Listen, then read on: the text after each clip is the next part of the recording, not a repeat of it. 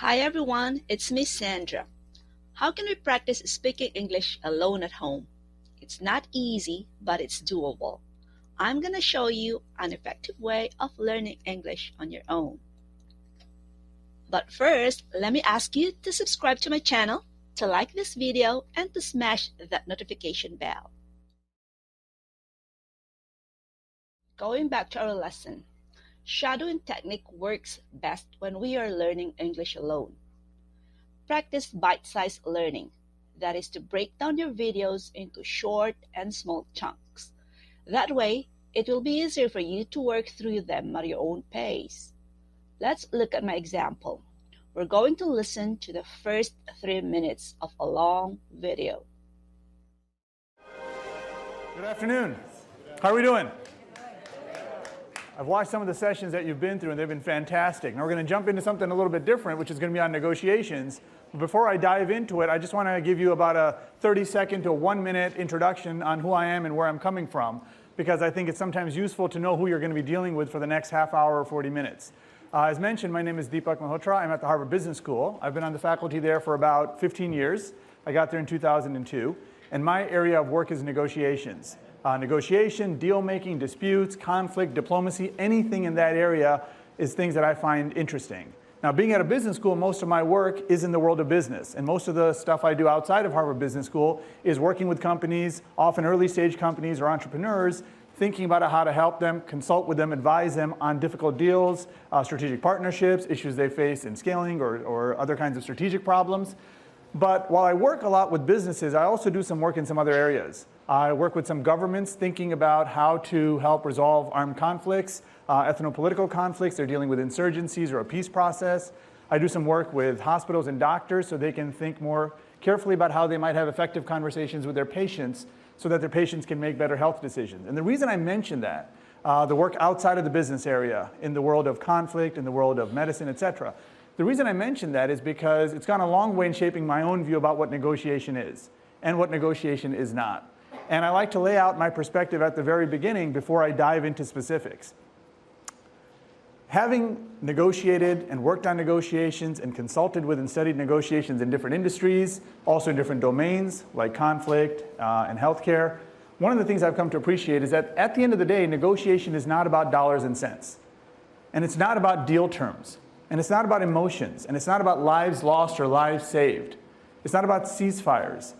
At the end of the day, negotiation, no matter where you're negotiating, what the substance of the negotiation is, how many people you're dealing with, negotiation is always fundamentally about human interaction. And the question we are always trying to answer, the problem we're always trying to solve as negotiators, is how do we engage with other people in such a way as to achieve better understandings and better agreements? That's it.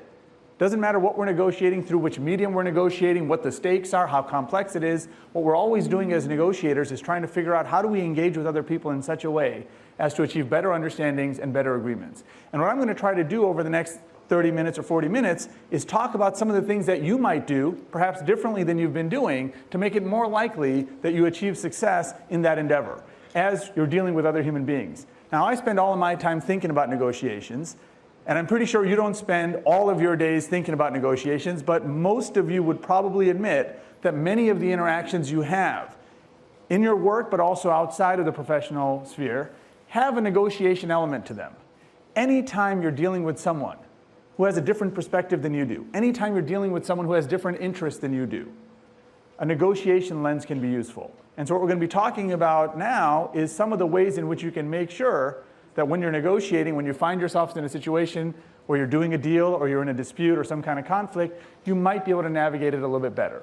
And the way we're going to do it is, what we call this session is negotiation tweaks. Shadowing a speaker requires a lot of practice, but in the process, our listening and speaking skills are being improved, especially our pronunciation, intonation, fluency, and sentence structure.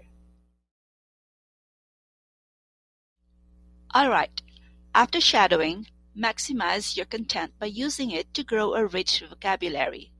List words and phrases and their meaning. Master your list. Use them to make your own sentences. And then challenge yourself and use them to tell your own real story or made-up stories. Remember that a rich vocabulary is essential for us to be able to articulate our thoughts. If you want, you can get my complete study guide at Gumroad. The link is on the description below. Now it's time for authentic speaking practice. Answer these comprehension questions. The first one is, who is the speaker?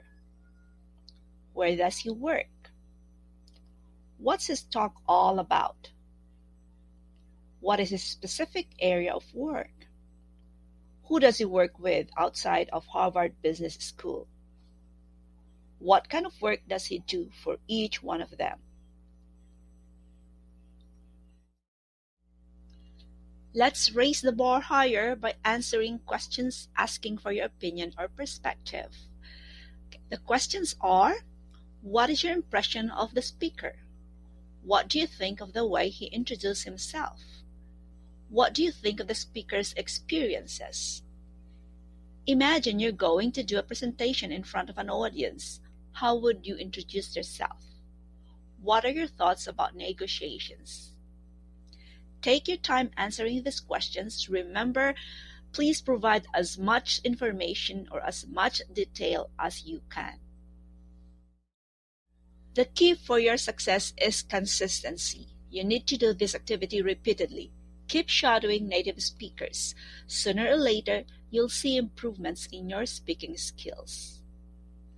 Alright, I'm planning to come up with a part 2 of this lesson very soon. So if you don't want to miss that lesson, please don't forget to subscribe. That's it for now. Bye-bye.